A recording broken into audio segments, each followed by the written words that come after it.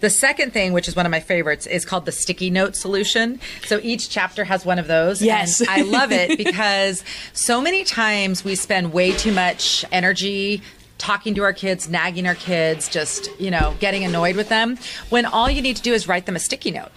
Yeah. A lot of times it's like... Less is more. Yeah, like you're worried they're going to forget their something for school. You put a sticky note right on the back door. You need to remind them about a chore. Leave them a sticky note with their list of chores with a little checkbox that they can check off. There's so many things that you can just use a sticky note and avoid the negative interaction.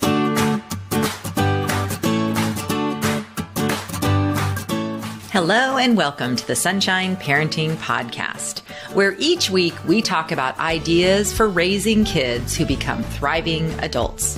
I'm your host, Audrey Monkey. I'm a summer camp director, writer, and speaker.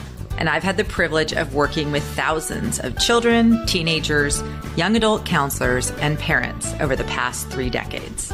My husband, Steve, and I are raising 5 kids who currently range in age from 15 to 25.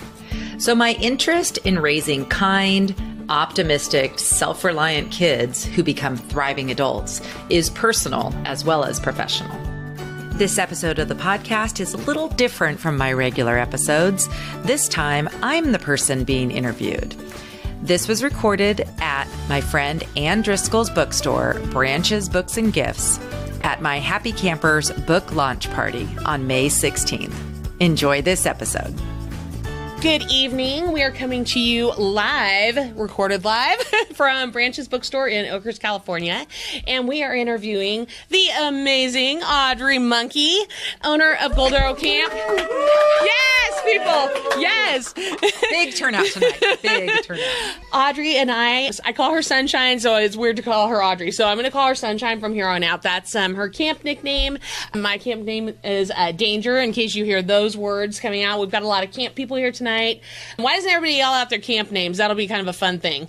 So we have a lot of camp people here. We're here also with Idle Hour Winery is here pouring for us. So that's really a wonderful partnership with a community business. And anyways, we are here to talk about this amazing book, Happy Campers, that Sunshine has been dreaming about and working towards for many years. We used to probably, has it been 15 years ago? It's been quite a long time ago since we had a writing group. I just like to make new little weird creations like blogs and things like that, just to put them out there, but then I never wrote anything. I just wanted to make the websites, basically. It was really beautiful. Thank you. They were very lovely, but yeah, the one that became the writer, she was the most diligent. And so there's just... We're so excited for you, first of all, and we're so excited that you're here, and you have so much great support. So just wanted to start off by saying, why don't you tell us a little bit about yourself for the people out there in my audience. I really just want to encourage everybody. She has an amazing podcast, Sunshine Parenting. Sunshine Parenting website is amazing. I mean, just for people that are looking for really quick tips. I mean, I was looking through this today. You can't see it as well, maybe if I hold this up, but sunshineparenting.com or sunshine-parenting.com, right? Yep. There's like a little hub for people to use how to have a family meeting. My husband and I are all about the family meeting. We yell family meeting, everything stops. It's really amazing. That's maybe not how she does it, but that's how we've interpreted it. We have like a household task list, bring camp home, activity charts. There's just a lot of great content on this website in addition to just things that you can do and 9 secrets of, how to have happy, thriving kids and relationships. So yes. Tell us about yourself a little bit. First of all, thank you for being my biggest fan. You're welcome. For all of your Facebook Lives and your support. Right back at you. And side note, before we talk about the book, do you realize that you were the one who helped me set up my blog on WordPress in 2012? See all those blogs. Thank you. Good. So not only did you set up beautiful blogs for yourself, you also helped me. I did not remember that. Yes. So that was the thing. So the question was? Well, let's just start. What made you want to write Happy Campers? What brought you to this point where you're like, okay, I'm ready to throw this information out into the world and help all of us? So a couple things. One is I've had a lifelong interest in just personal growth. I've just always loved just reading about goal setting and leadership and just personalities. And I've always loved that stuff. And I was thrilled in the early 2000s when the field of positive psychology popped up, which is when psychologists decided to start studying what makes people thrive and what are the good things to do to get like great outcomes, as opposed to just studying what's wrong with everybody. Right. And so I would have been a psychology major during college had it not been that I went to the first class and it was abnormal psychology and it was just kind of depressing. Scary. And, and I just I don't really want to spend all my time thinking about all these bad things. And as it turns out, you can really take a positive focus and think about instead, what are preventative things you can do? What can you do to make life better? And specifically, once I got involved in camp, which was in 1986, I started working at camp, I really started focusing mostly on kids and what we can do to help kids and adolescents and young adults just come out the other end of that crazy time in one piece, healthy, happy, like physically and mentally strong. And well, because there's so much out. So like just, from when we were growing up, I mean, it was crazy. It's crazy to be in high school. It's crazy to be an adolescent in general. Now there's all the social media. There's all this noise. There's all this stuff coming at them. There's all this pressure. Like, are you addressing any of that in your book? Like, are you kind of talking about how to help parents cope with some of these things about that's the big thing about camp, right? You connect to yourself. You connect to nature. You connect to others instead of being kind of behind a screen, or if sometimes you have anxiety, you hide behind a screen or things like that. Totally. So yes, definitely I addressed that. I think that part of it is, so I had this interest in positive psychology and sort of well-being in general. And then just being involved at camp and getting to meet and work with all these kids has been so much fun. I've gotten to learn about a lot of different things that are going on with kids, things that were going on 20 years ago, things that are going on now. And I ended up finding myself a lot of times just sort of being a parent coach to some of the parents of campers, because they were asking me about things that really didn't have anything to do with camp. But because I'd been at camp and known so many kids, usually when they mention something, I'm like, oh yeah, I know a kid. Or I know a family. So I think that it's often reassuring to parents who just have your own kids. You think that maybe your situation is so unique and that you have the worst, situation of anything. But as it turns out, there's always lots of other people out there, and there are strategies that can help just alleviate some of the stressors for kids. One of the things that I think is really important is that this book, I think a lot of parenting books are very much about kind of all the terrible things going on, like you mentioned, social media and the rise in anxiety, and it's like this very negative focus. And so you pick up a book and you read it and you're like, oh my gosh, I'm doing everything wrong. We're doomed. My kid's doomed. Right. I'm doomed. And you get kind of like this panicky feeling, and then it's like, we're already overwhelmed and overscheduled and doing too much. So then you read another book and think, oh my gosh, now I need to do something more. So I really wanted to write a book that was actually, the message was an encouraging one that you can actually do less. Right. And there's some very simple strategies that you can just try to do some important things for your children. And the way I learned these strategies is we have these 19 to 22-year-old counselors coming to work at camp every summer. And we have 10 days to train them. Right. And they need to be better than parents, because people's expectations of their camp counselor or their teacher or their babysitter are much higher than what they would have for themselves. Just naturally. I heard you say that when we were at Pegasus. I think that you had mentioned that, how, you're a parent, you're kind of do your thing, you're like in survival mode almost. And then, but when you get a babysitter, you get, camp counselor, it's like next level. You need them to be on the top of their game. So what do you focus on the most then when you are talking to your counselors? Like, what's one of the first things that you think to tell them when they're kind of like, I would be terrified. Even though I've been a parent, I'd be really scared to have this big group of kids, or, what do you tell them? And what's something that would be a good takeaway that would apply to parents? Well, I think the book is divided into 9 summer camp secrets. Okay. And the very first secret is connection comes first. And that is the most important part of our training, is letting our counselors know that forming real relationships, we call them, spelled wrong, R-E-A-L, with each of their kids is the most important part of their job. And just because you're a camp counselor or a teacher or a parent, your kids aren't going to listen to you just by default. They need to feel loved, accepted, that you care about them before they are ready to learn from you or accept feedback, or we call it connection before correction. Oh, nice. So you can't discipline a kid or help them have better behavior if you don't first have this really strong relationship with them. And so connection is pretty much the most important thing. in life, really, because not only is it important for parents with kids and camp counselors with campers, but it actually is the best predictor of health, happiness, and success for your whole life. And this is not just for kids.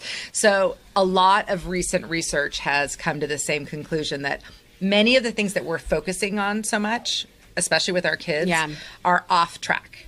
And so you can give yourself a break and you can not do all the extra test prep and that's what you're meaning by that. Yes. It's just like all this extra stuff on that we're trying to do. academics. Like a lot of parents just are so ultra focused on academics, and a lot of kids are not. That's not going to be their thing. They're going to find another profession or another path.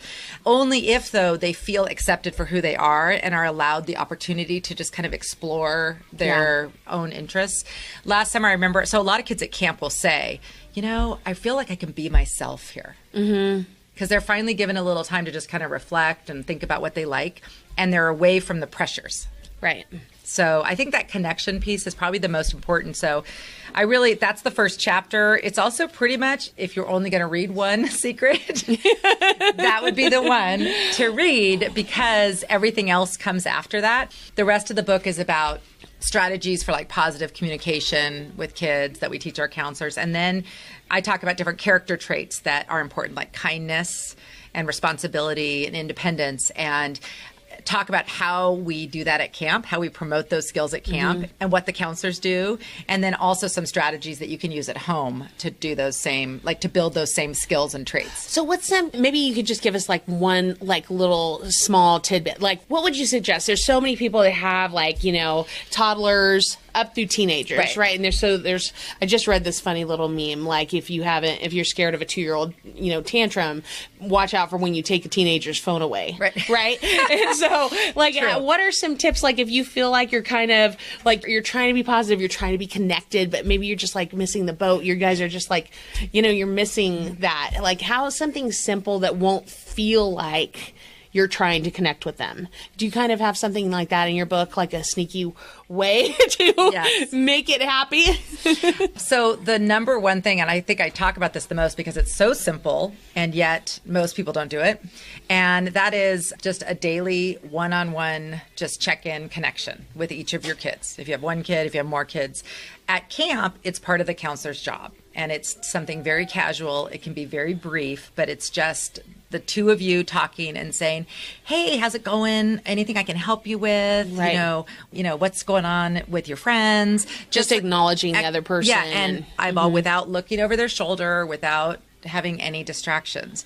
So it seems, again, very simple, but of course you would expect if your child was at camp or if you were with a babysitter that they'd be checking on your child. Like just saying, like, how are you doing? Like, what's going on? Right. But when you think about it as a parent, we do have a lot of interaction with our kids every day. Well, absolutely. I could be in the car with my daughter for 4 hours and then, we're just, she's tired. Maybe she's taking a nap because we're driving so much, or I'm distracted, or I'm calling people while I'm driving and thinking of stuff. So I can totally see what you mean. Yeah. So you're with somebody all the time, maybe, but then have you really actually, like you're saying, looked at them, talked to them, checked in with them? So that's the first thing, is just a one-on-one check-in, and it can start with literally a 2-minute thing where you just think about, okay, I'm just going to spend 2 minutes today.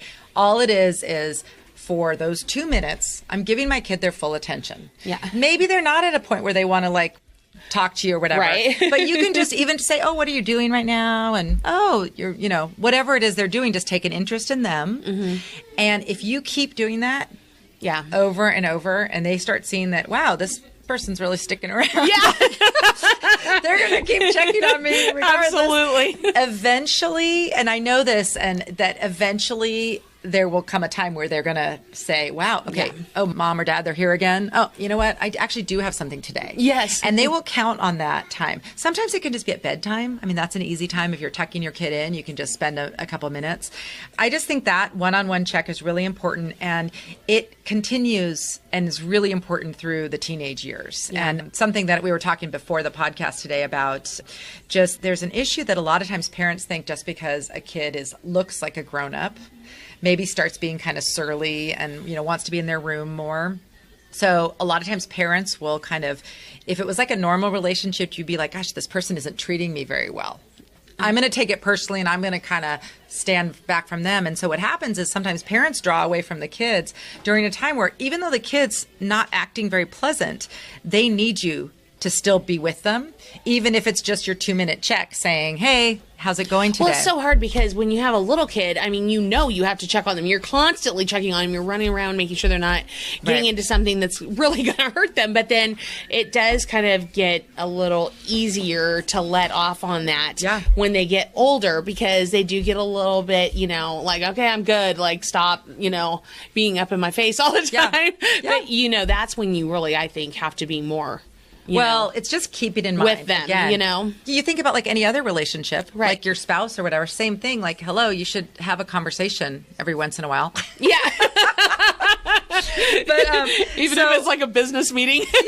So that's like one of the things. So like in the way the book's set up is that there's strategies for bringing camp home. Wait, just for my friends on Facebook Live. This is my friend, okay? I love her. You think I'm nuts, okay? This is like awesome. Like I aspire to it. So for example, she has a lot of tabs in her beautiful book. The connection comes first. At the end of each secret, there's a section called Bringing Camp Home.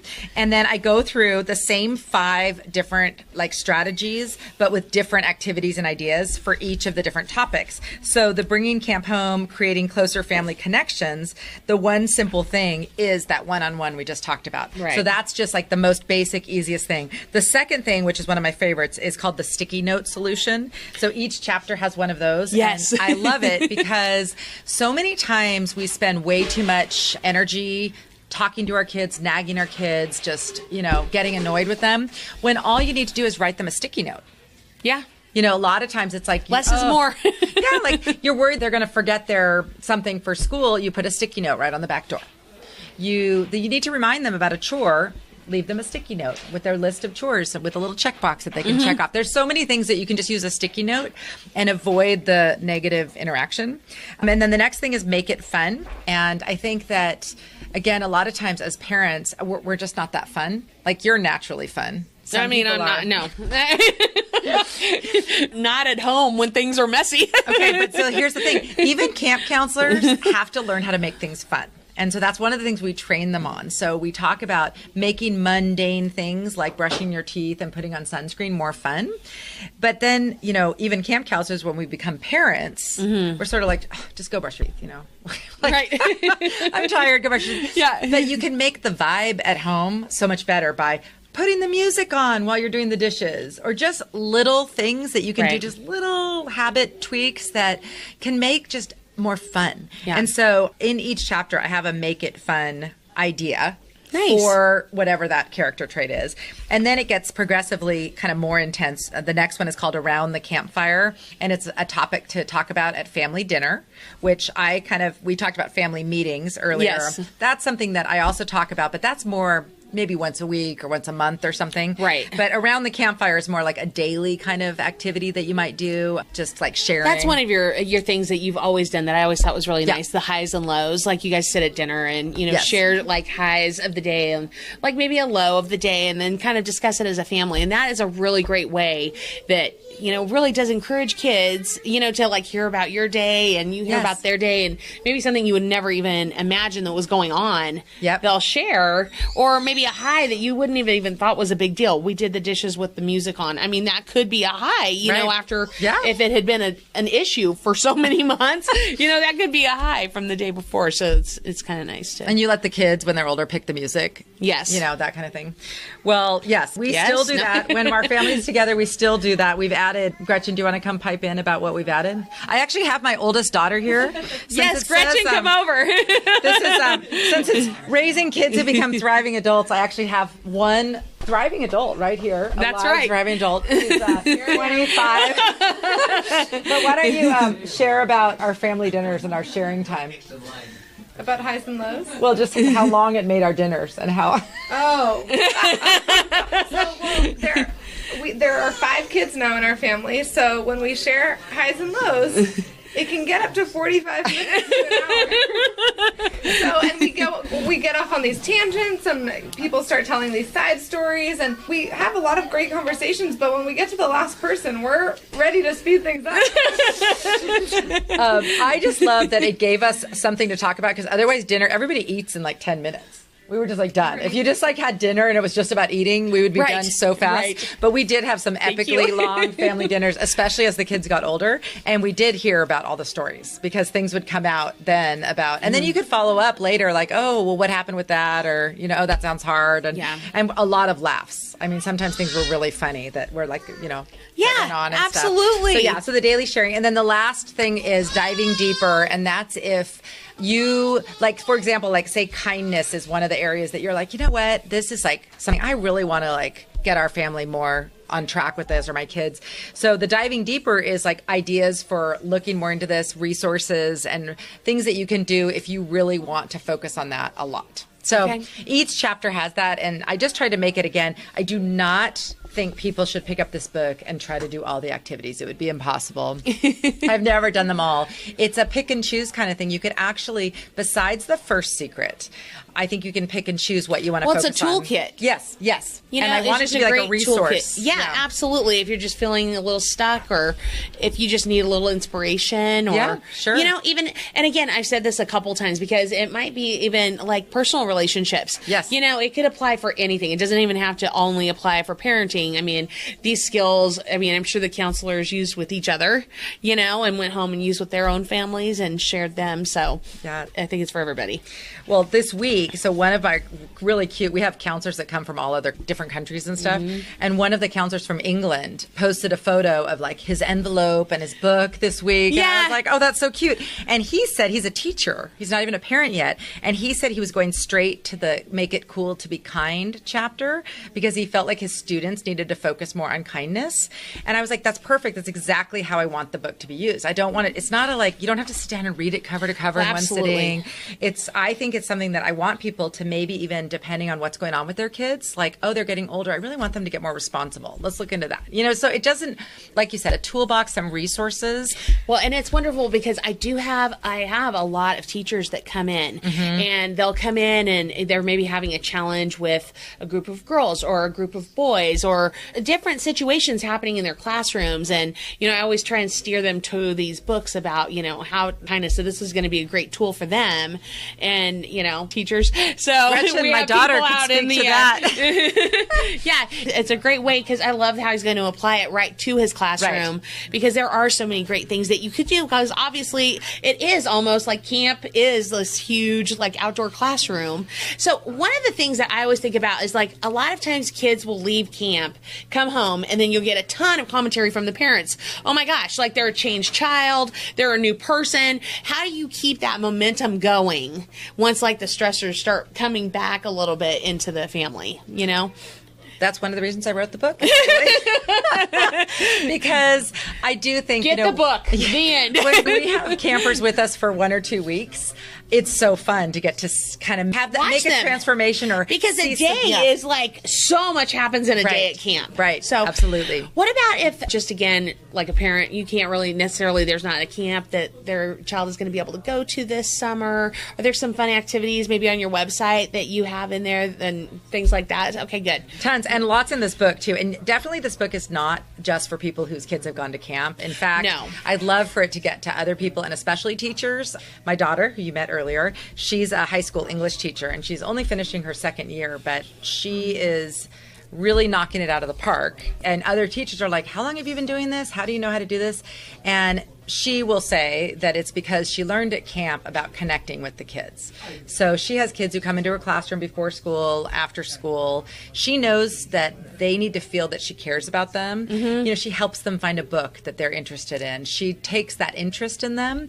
And so she's getting much better results from her students. And so these other teachers who maybe don't have that same idea think that a student's going to come in and they're the teacher and they can hand their kid the syllabus and they should listen. Right. And then the kid gets in trouble because they're not paying attention. But if you take that time to first form the relationship, it makes life so much better for teachers. So back to the early rule, connection. Connection. That's what I'm saying. And it's funny because now in schools, you know, they're all focused on social emotional learning.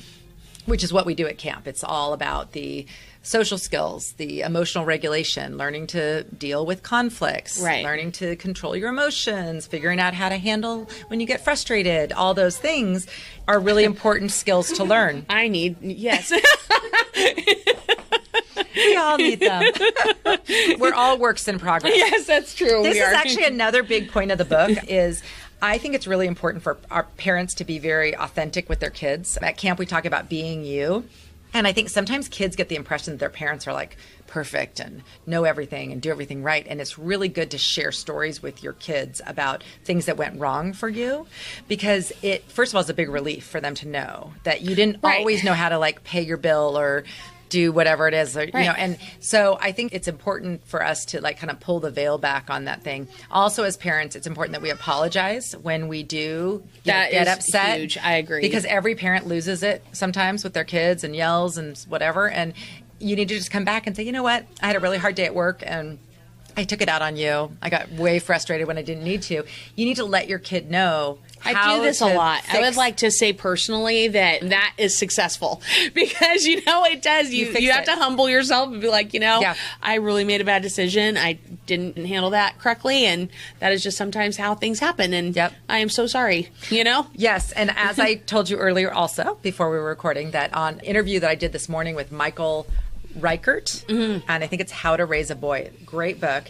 He said it's very important for parents to know that we are the relationship managers. And I'd never heard that word before, but that is so true.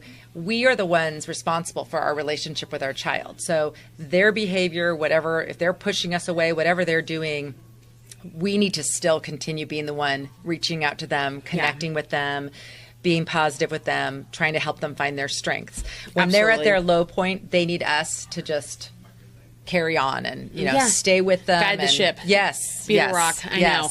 So, this woman that I highly regard, Dr. Moore, she told me, you know, you could be in the middle of this huge ocean and a huge storm happening around you, and you have to be on the rock, and you have to buckle down on the rock, and you have to hold yourself together and then bring everybody with you, basically. So...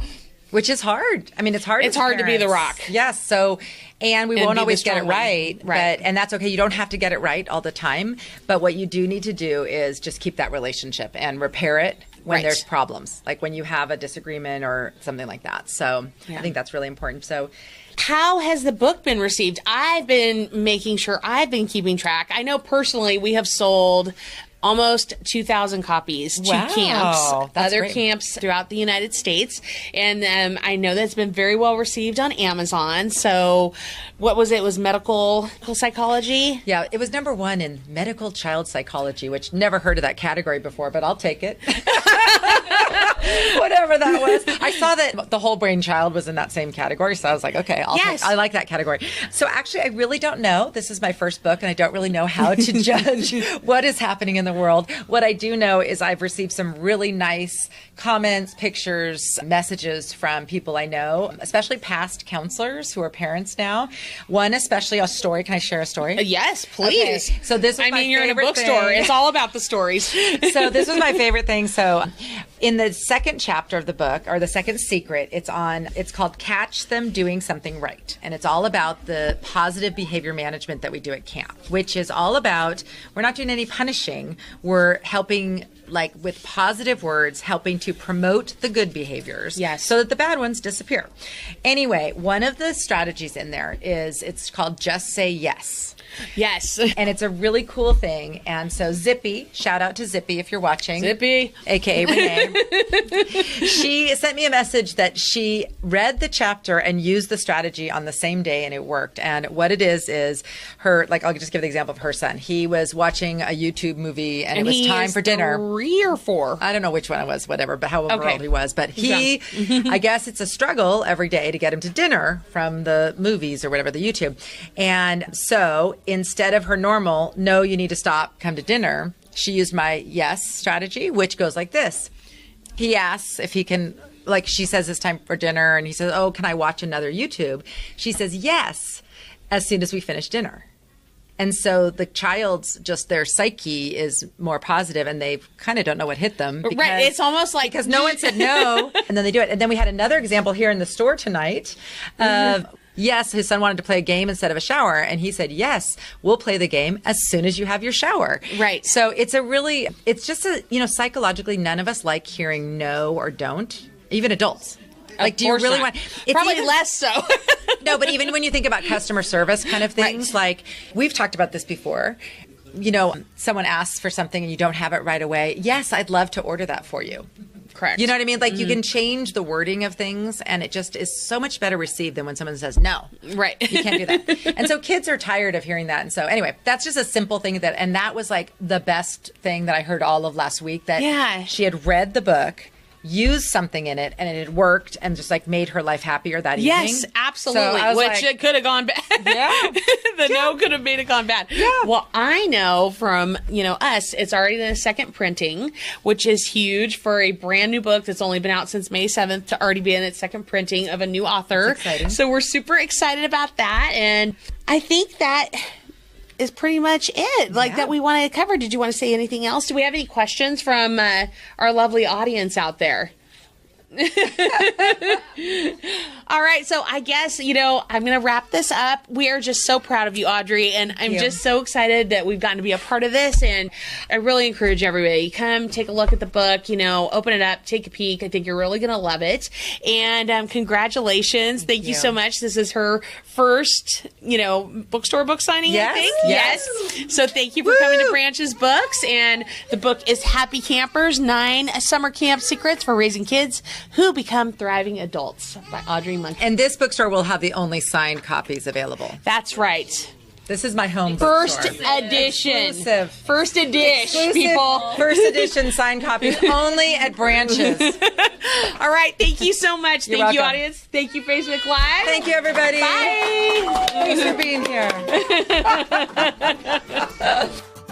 I had so much fun chatting with Anne at the live podcast recording at the book launch party, and I hope you enjoyed listening to it as well. As always, the notes and links and everything we talked about are available on my website at sunshine-parenting.com. Search for episode 90. As most of you know, I am a summer camp director, and summer camp is right around the corner. For the past month, I've been doing a series on Facebook Live on Wednesdays at 1:00 p.m. Pacific Time called Ask Me Anything About Summer Camp. Join me on Wednesdays on Facebook, or after the recording, they're always posted on my website at sunshine-parenting.com. If you have a question about summer camp, I would love for you to either send me an email at audrey@sunshine-parenting.com or send me a message on Facebook. I'm at Sunshine Parenting. Instagram, I'm at sunshine.parenting, or on Twitter at Audrey Monkey. That's Monke.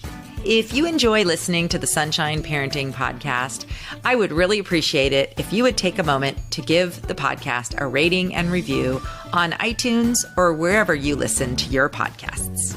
Each chapter of my book, Happy Campers, is a different camp secret. I'm going to end this episode with the quote from a camper that starts Camp Secret number 3, Positive Practices Produce Optimistic Kids. It's from a longtime camper named Henry. At camp, I'm always filled with such high energy and such an overwhelming sense of positivity. It is the environment there and the community that give me all of that energy, that fuel me to just go on and be so creative and so energetic and so full of life every day, day after day. And I get that from the other people I'm interacting with. This podcast is a proud member of Parents on Demand, a network of high-quality shows for families just like yours. Download our free network app on Apple and Android and listen to your favorite episodes on the go.